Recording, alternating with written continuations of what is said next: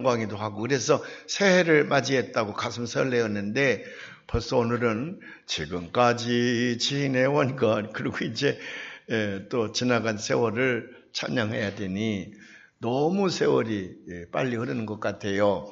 눈 깜짝할 사이에 세월이 지나갔다. 옛날 어른들이 그럴 때 야 되게 과장하시네 그랬는데 요즘에 제가 보니까 정말 지난 한 해가 눈 깜짝할 사이에 지나간 것 같아요. 누가 훔쳐간 듯한 생각이 들고 분명히 365일을 살긴 살았는데 안 산 것 같아. 금방 다 지나가 버려가지고 아무것도 안 하고 한 해가 그냥 지나버린 듯해서 얼마나 마음이 좀 섭섭하기도 하고 아쉬웠기도 하고 안타깝기도 하고 그렇습니다. 세월이 이렇게 유수와 같이 빨리 흘러가는 그때에 베드로 사도는 특별히 자기의 제자들이 말할 수 없는 혹독한 박해에 시달리고 있었거든요.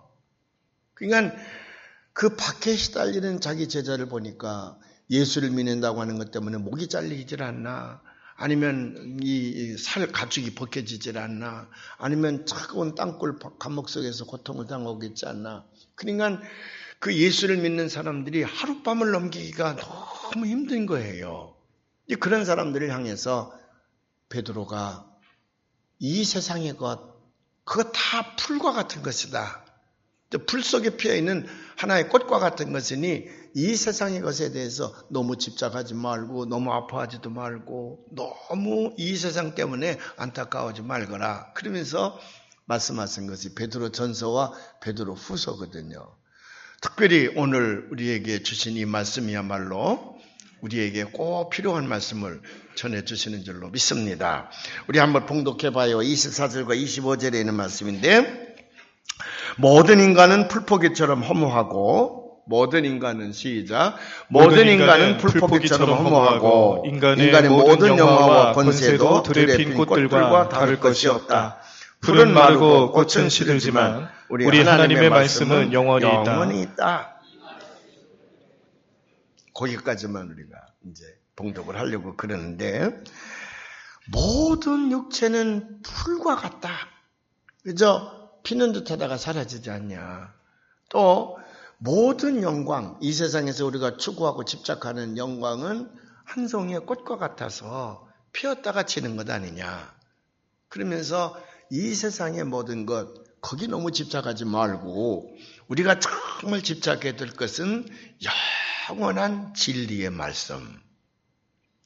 이 세상에 살면서 그것 붙들고 살아야 된다. 그렇게 간곡하게 부탁하는 장면이 여기 나와 있습니다.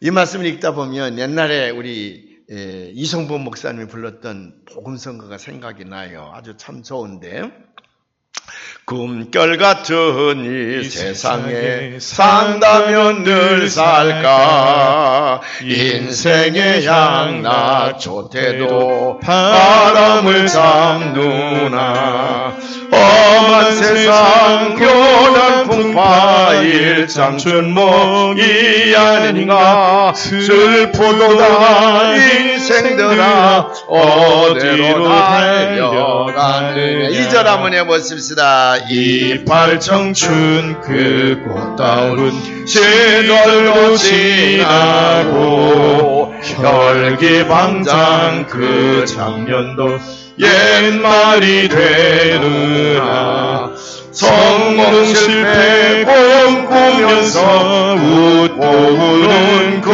순간에 원치 않는 그 백발이 눈살이 휘날리느나. 이성범 목사님은 인생을 달관하신 분 같아요. 근데 그 노인 양반이 이런 복음성가를 만들어서 회중들과 함께 부르게 했는지 몰라요. 근데 많은 사람들이 그 똑똑한 자기 머리만 믿고 그냥 풀처럼 썩어 없어질 것들인데 그거에 집착하고 살다가 인생을 후회하는 사람들이 너무 많이 있습니다.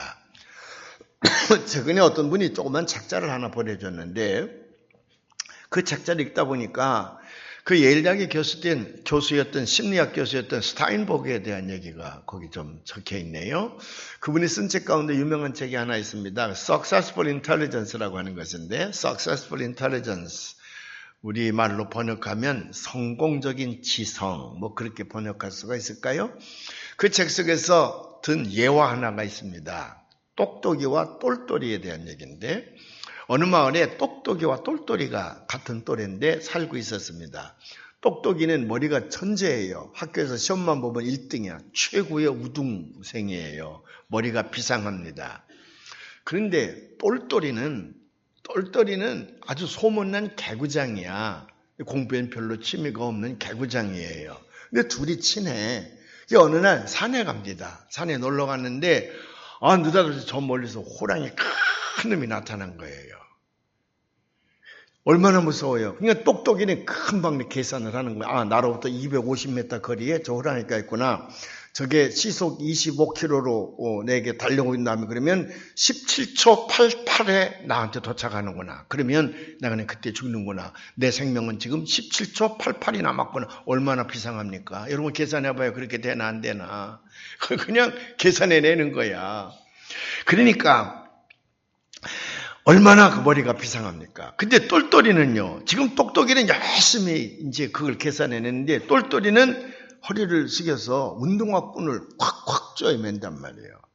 그래, 이 똑똑이가 보니까 이 멍청한 놈 아니요. 그러니까, 야, 이 멍청한 놈아, 네가 빨리 뛰면 얼마나 뛴다고 뛰어봤자 벼룩이지. 네가 호랑이보다 더 빨리 뛸 수 있어, 이놈아, 이 멍청한 놈아. 그리고 야단을 치는 거예요.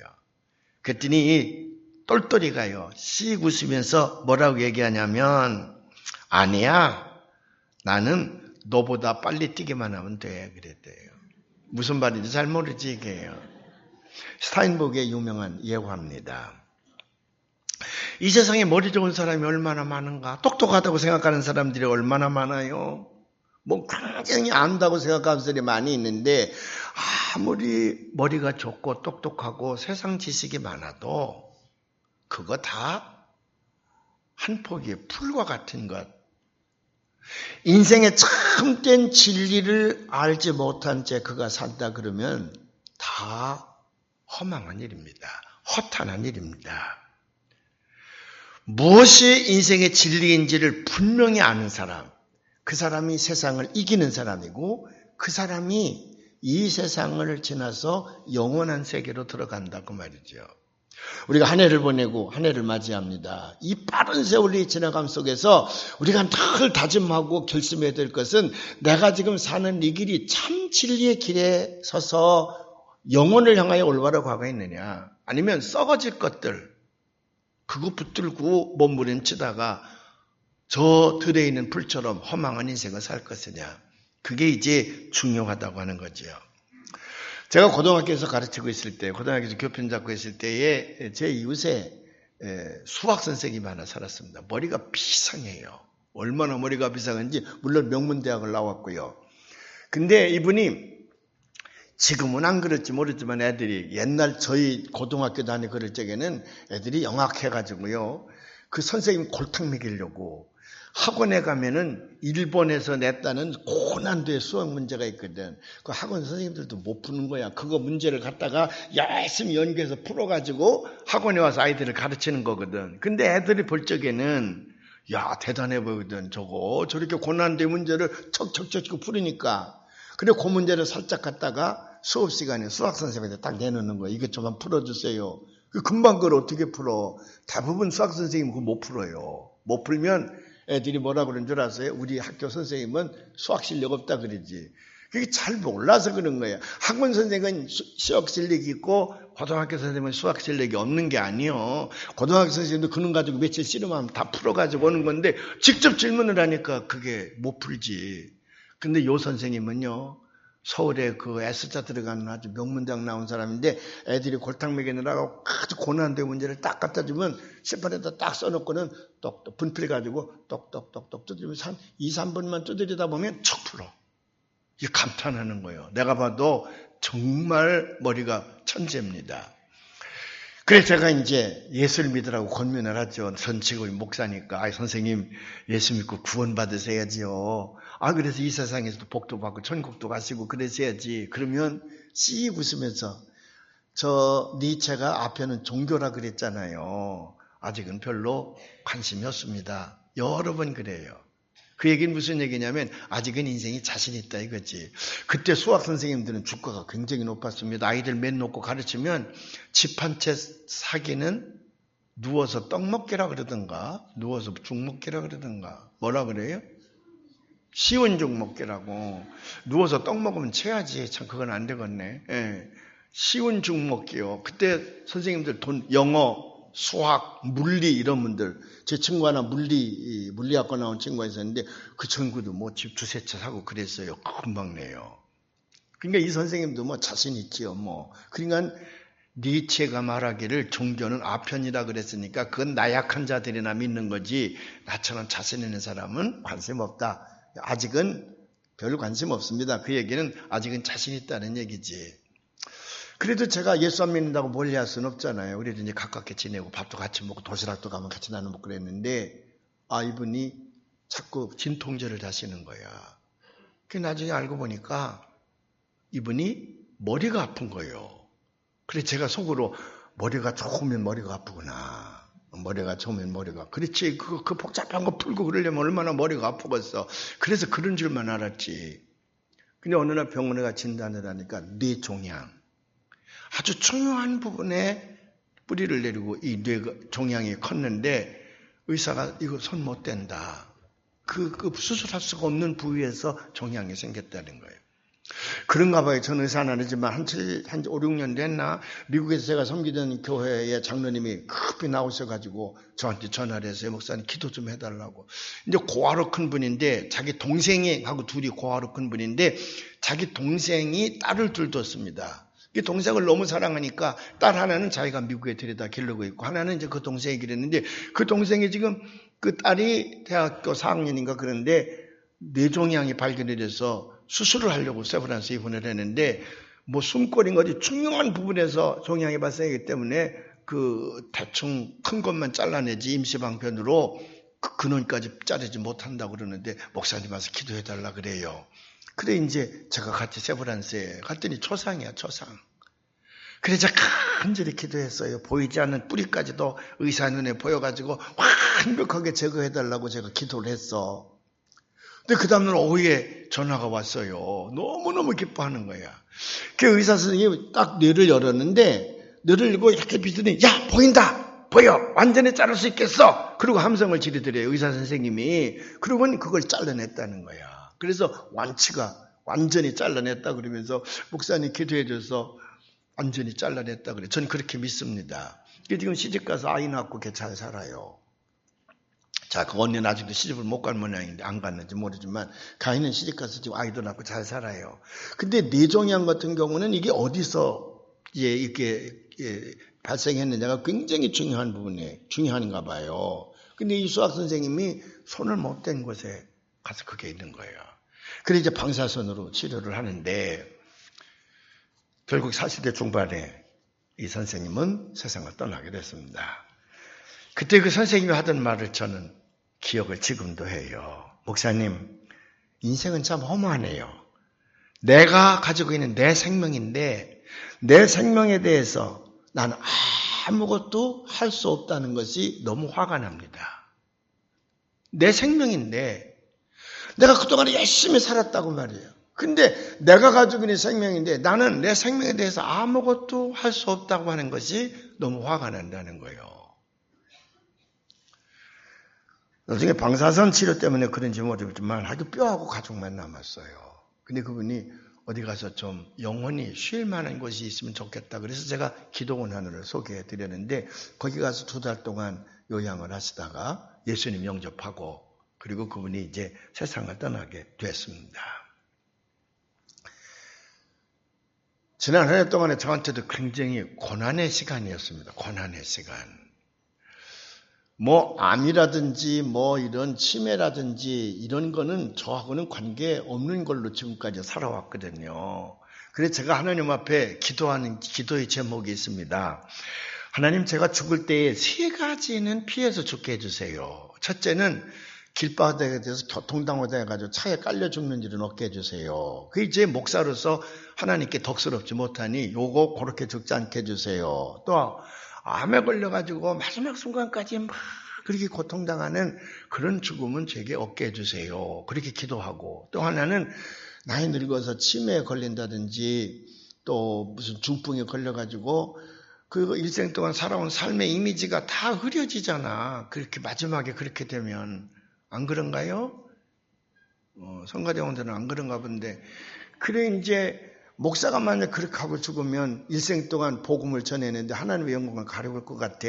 그래서 이 3가지는 좀 피해서 다른 걸로 죽게 해달라고 열심히 기도했는데, 하나님께서는 저에게 골고루 체험하게 하십니다. 골고루. 참 기가 막히잖아요.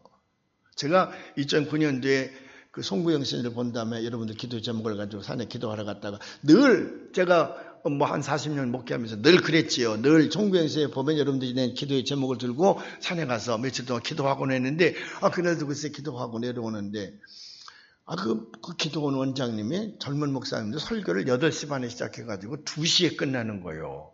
의자도 아니고 이런 자리에서 그렇게 4시간, 5시간, 6시간 설교 들었나? 한번 들어보십시오. 은혜가 얼마나 되는지. 그래서 그 내려오는데 글쎄 벤츠 550이 저를 박았어요. 그래서 난 벤츠만 보면 씩긋해. 근데 이번에 미국 갔더니 또 제 제자 하나가 또 벤츠 600을 몰고 와가지고 제 차 타서 이틀인가 그걸 타고 다니는데 기분이 되게 나쁘더라고. 벤츠가 나를 죽이려고 했었잖아요. 하여간 제가 하나님 앞에 기도했는데 하나님 골고루 저를 체험하게 하는 거예요. 그래도 제 마음속에는 이걸로 죽게는 하지 않게 하실 줄로 믿습니다. 제가 계속 기도하는 거예요. 그래서 이번에 은퇴 찬하 의원들한테도 나는 신경 쓰지 마시오. 내가 금방 죽을 것이니 우리 집사람이 좀 끝까지 좀 잘 살게 좀 그렇게 좀 해달라고 제가 부탁을 했지. 나는 곧 죽을 거니까. 70에 은퇴하고 죽으면 뭐 괜찮아요. 우리 아버님은 60대 중반에 돌아가셨는데 뭐. 그런데 이번에도 그런 고초를 당하면서 제가 병원에 있을 때에 과거에 제 살았던 삶을 제가 일부러 떠올린 것도 아닌데 주마등처럼 떠올라. 근데 대부분 내가 유학 갔을 때도 그렇고 미국에서 목회했을 때도 그렇고 어디가 대부분 제가 지나온 세월들을 생명처럼 붙들고 몸부림쳤던 일들이 지금 돌이켜보니까 별거 아니야. 공연히 썩어질 것들, 쓸데없는 것들에 제 인생을 많이 낭비했더라고요. 그래서 하나님 앞에 회개를 많이 했습니다. 내가 목사이면서도 목사답게 살지를 못했구나. 밤낮 설교하면서도 그 말씀의 깊이를 내가 깨닫지 못하고 허망한 것들을 붙들고 너무 몸부림치지는 않았나. 하나님 앞에 후회를 많이 했어요. 오늘 성경에서 뭐라고 얘기합니까? 썩어질 것과 썩지 않을 것, 이 부분에서 말씀을 하시는데 나는 썩어질 것들을 위해서 너무 많은 시간을 허비했구나. 오늘 성경이 뭐라고 얘기합니까? 이 세상에 영원한 것은 없다. 다 썩어질 것들이야. 오직 영원한 건 하나뿐이야. 그게 뭐냐면 진리 되신 하나님의 말씀, 그리고 그 말씀에 의하여 거듭난 생명, 그거예요.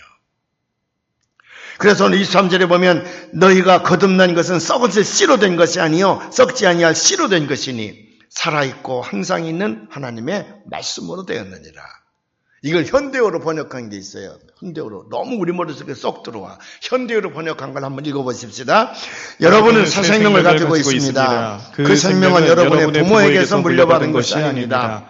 부모에게서 받은 생명은 곧 썩어버리지만 거듭난 이 새 생명은 영원히 계속됩니다. 이 새 생명은 인간 가운데 영원히 살아있는 하나님의 말씀이신 그리스도께 받은 것이기 때문에 그렇습니다.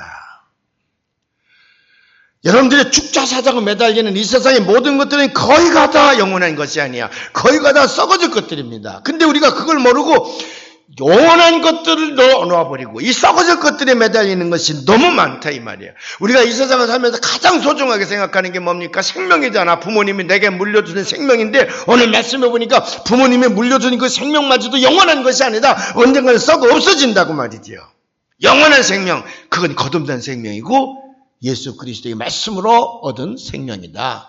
그것만이 eternal life, 그것만이 영원한 거다고 말이죠. 그래서 우리는 한 해를 마감하고 새해를 맞이하는 이 분기점에서 썩어질 것들 그거 과감히 버리게 하시고 썩지 아니할 거, 영원한 거 그것을 부여잡고 그것을 향해서 다가오는 시간은 내가 보내야 되겠다. 그런 결심과 다짐이 있으시기를 주님의 이름으로 축원을 합니다. 그러면 썩지 아니할 거, 영원히 내가 붙들고 있어야 될 것은 뭔가? 오늘 한 말씀을 봉독해 볼까요? 베드로 후서 3장 11절부터 13절에 있는 말씀인데 한번 봉독해 보십시다. 이 모든 것이 풀어지리니 너희가 어떠한 사람이 되어야 마땅하냐? 거룩한 행실과 경건함으로 하나님의 날이 임하기를 바라보고 간절히 사모하라.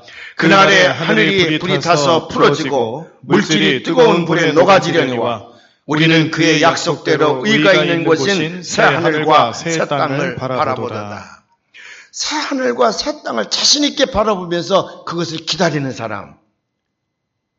그 사람은 썩지 아니할 것을 위하여, 썩지 않을 것을 위하여 붙들고 사는 사람인데 그 썩지 아니할 것을 위해 붙드는 삶은 뭐냐? 오늘 베드로가 말하기를 거룩한 행실과 경건함이야. 거룩한 행실과 경건함이야. 요거 현대어 성경으로 오늘 현대어 성경으로 한번 봉독해 보십시다. 이렇게 모든 것이 다 녹아버릴 것인데 거룩하고 경건한 생활을 해야만 하지 않겠습니까? 여러분이 그날이 하루빨리 오도록 손꼽아 기다려야 할 것입니다. 그날이 오면 하늘은 불타고 천체는 녹아 없어지겠지만 우리 앞에는 하나님께서 약속하신 새 하늘과 새 땅이 기다리고 있습니다. 그것은 하나님께서 보시기에 올바른 사람만이 들어가 사는 곳입니다.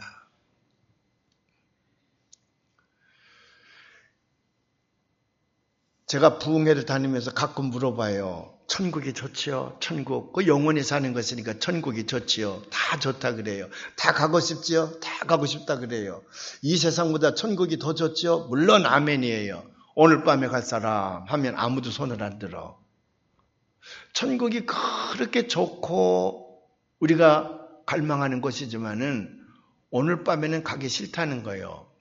물론 오늘 밤에 가기 싫다는 것은 오늘 내가 천국 간다는 건 아직 준비가 안 됐다는 말이기도 하지요. 내가 준비가 아직 안 됐다. 천국에 갈 수 있는 준비가 아직 안 됐다는 말이기도 하거든요. 그러나 오늘 이 성경 말씀 보니까 거룩하고 경건한 삶을 사는 사람들은 그 천국을 기다리고 새 하늘과 새 땅을 바라본다. 자신 있게. 오늘 밤에 가도 좋다. 그를 신학적인 용어로는 종말론적인 삶이라 그래. 에스카톨로지컬 라이프야. 언제든지 하나님이 나를 부르시면 내가 기쁜 마음으로 달려가겠다. 그 말이거든요. 자, 그러면 이 거룩하고 경건한 삶, 이것이 진리의 기본입니다. 가장 신앙생활 하는 사람들은 기본적인 진리야. 이 기본적인 진리, 이것이 거룩한 습관이 되어야 되거든. 근데 그 거룩한 습관은 때로는 우리에게 거룩한 부담으로도 다가와요. 그러나 그 거룩한 부담이 우리를 영원한 세계로 들어가게 하는 통로인 줄로 믿습니다. 어떤 것들이 있느냐? 아주 간단해요. 첫째는 예배하는 삶이야. 예배하는 삶. 우리가 하나님을 위해서 일하자 그럴 때 어떤 사람들은 저 어디 가서 아프리카나 어디 가서 복음을 전하고 어디 가서 무슨 자선 사업을 크게 하고 그런 것들이 굉장히 중요한 거죠. 물론 그런 것들 중요하지만 그보다 더 중요한 기본은 뭐냐면 정성스럽게 예배하는 시간을 갖는 거예요. 예배하는 시간.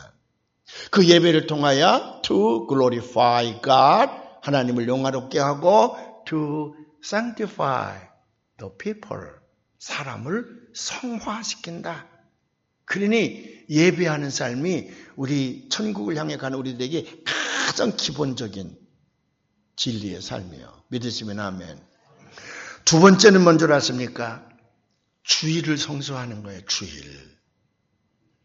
여러분들 일주일에 한 번씩 이 주일, 세상 사람들이 일요일이라고 하는 이 주일을 성수하고 하나님 앞에서 예배하는 거는 너무나도 소중한 거. 이게 기본이야, 기본. 이거 안 하면서 삶의 우선순위 가운데 이게 없으면서 아무리 립서비스를 해도 그는 위선자입니다. 아무것도 안 해도 주일날 또박또박 하나님 앞에 나와서 예배하는 그 거룩한 삶, 그게 우리 신앙생활의 기본이에요. 그래서 주일을 또 Lord's Day, 주의 날이라 그러잖아요. 우리 교회에 제가 처음에 오니까 최진환 권사님이라는 분이 있었어요. 아마 기억나시는 분들 있을 겁니다. 최진환 권사님이라고 하는데 이분이 영어를 참 잘하세요. 그 이제 아프리카, 중동, 유럽으로 다니면서 이제 무역을 하셨던 분이라 영어를 얼마나 잘하는지 몰라요. 우리 교회 은평지라는 게 나왔었는데 그 전에 개간지로 거기에 보면 그 은평지에 영어 칼럼란이 있는데 그분이 글 늘 썼습니다. 그렇죠? 김 위원장님도 아시죠? 참 영어를 잘하는 분인데 이분이 그만 당뇨를 잘못 다스려서 이제 신장의 기능이 상실되어지고 이제 투석을 하셨습니다. 마지막에는 매일 투석을 해야 되니까 강북 삼성병원에 입원하고 계시면서 주일날 휠체어를 타고 교회 오시곤 하셨습니다. 근데 교회 오셨다가 끝나고 나 제 손을 꼭 잡고요. 목사님, 주일날 교회 와서 예배를 드리고 목사님 말씀을 들어서 한 주일의 생명을 제가 연장시킵니다.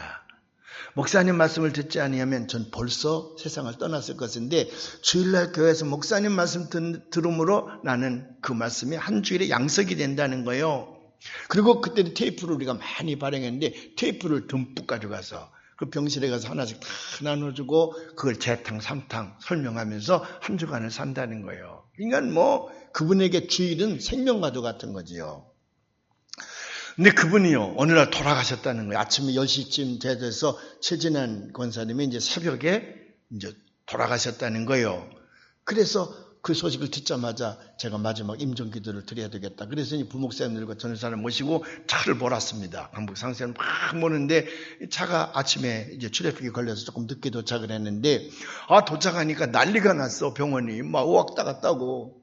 알고 보니까 아침 새벽에 그분이 돌아가셔서 의사가 다 진단을 하고 사망 선고를 했어요. 몇 년, 며칠 누구는 사망했으면 사망 선고를 했는데 금방 냉동실로 가야 되는데 그 부인이 목사님이 오셔서 마지막 기도를 하셔야 되니까 하실 때까지 여기다 놔뒀으면 좋겠다 부탁을 해서 그냥 병실에다가 그분을 시트를 씌워서 놓은 거예요.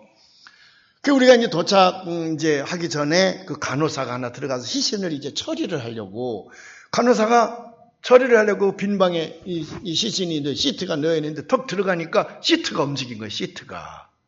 그러니까 이게 남양특죄도 아니고 현실로 일어나는 거니까 간호사가 얼마나 놀랬겠습니까? 뭐 거의 기절하다시피 했다니까 소리를 지고 나오니까 의사들이 뛰쳐가고 막 가보니까 막 난리가 났어요. 이게 죽었다가 사신 거야 이분이. 아니 사망 선고까지 내렸는데 안심하고 간호사가 들어갔는데 이 시트가 움직여 살아나니까 얼마나 대단했겠어요. 그래 이제 저희가 가니까 의사들도 어안이 없는 거야. 이게 사망 선고를 했는데 살아났으니까. 그 이제 제가 가서 권사님 제가 왔습니다. 그랬더니 돌아가셨다고 그래서 왔는데 살아계시네요. 그랬더니 그분 하시는 말씀이 이게 실제로 일어난 일이요. 제가 꾸민 얘기 아니요. 목사님 이제 가다가 하나님 앞에 가다가 왔대.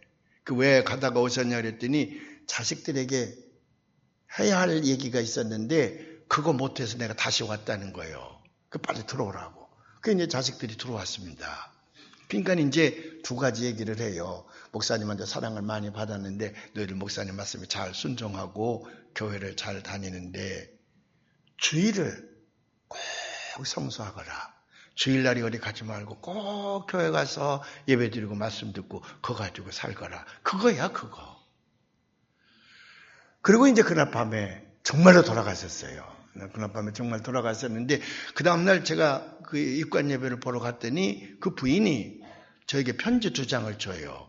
그 최진환 권사님 그 침대 속에 그게 마지막 쓴 편지예요. 하나는 저에게 쓰는 편지고 하나는 이제 자기 자식들에게 쓰는 편지인데 뭐 저에게 쓰는 편이 그거예요. 그동안에 고맙습니다. 감사합니다. 이 땅에서 목사님을 잘 모시지 못했는데 제가 먼저 천국 가서 목사님 기다리겠습니다. 목사님 천국 오시면 정말 제가 잘 모시겠습니다. 제가 기다리겠습니다. 그런 내용이에요. 그리고 이제 자식들에게는 여러 가지 얘기하는데 핵심은 거의 반 페이지가 뭐냐면 너희 주일을 꼭 지키거라. 주일이 되면 교회 가서 꼭 예배를 드리고 그거야. 그 최전환 권사님이 마지막 그 은혜 가운데 사셨죠. 마지막 몇 달 동안은 정말 주의 말씀으로 살다 가신 분인데 마지막 자식들에게 또 당부하고 또 당부하는 게 뭐예요? 오죽하면 천국 가다가 다시 오셨을까? 아니 하늘나라 가다가 다시 오신 최전환 권사님이 마지막 부탁하는 게 뭐냐면 주일을 성수하라요. 주일은 여러분의 삶의 생명인 줄로 믿으시길 바랍니다. 세 번째는 세속적인 시간에 살고 있지 않습니까? 이 세속의 시간을 거룩한 주의 시간으로 바꾸어 사는 일입니다. 우리가 세속의 시간을 히라보로 크로노스의 시간이라 그래. 이걸 양적인 시간이라 그러지. 하루를 24시간, 일주일을 365일로 나눈 이 세속적인 시간, 이걸 양적인 시간이라 그래. 그런데 하나님의 거룩한 시는 질적인 시간이라 그래. 철학적인 용어로 질적인 시간. 이걸 카이로스의 시간이라 그래. 카이로스의 시간. 우리는 어쩔 수 없이 이 땅에 부모님 물려준 육신을 가지고 살면서 이 크로노스의 시간 속에 삽니다. 그러나 이 크로노스의 시간을 하나님의 거룩한 일을 위하여 그걸 사용하라고 말이요. 카이로스로 바꾸어 살으라고 말이야. 그 카이로스로 바꾼 것에 의하여 우리의 영원한 세계가 열려진다고 말이지. 무엇을 먹을까, 무엇을 마실까, 이 세상에 썩어질 것들만을 위하여 몸부림쳐 보낸 시간들은 아니야. 그건 아니야. 하나님의 뜻을 이루기 위해 썼던 시간들, 그게 믿음의 공력이라는 거거든. 크로노스를 카이로스에 바꿔 사는 여러분이 되시길 바랍니다.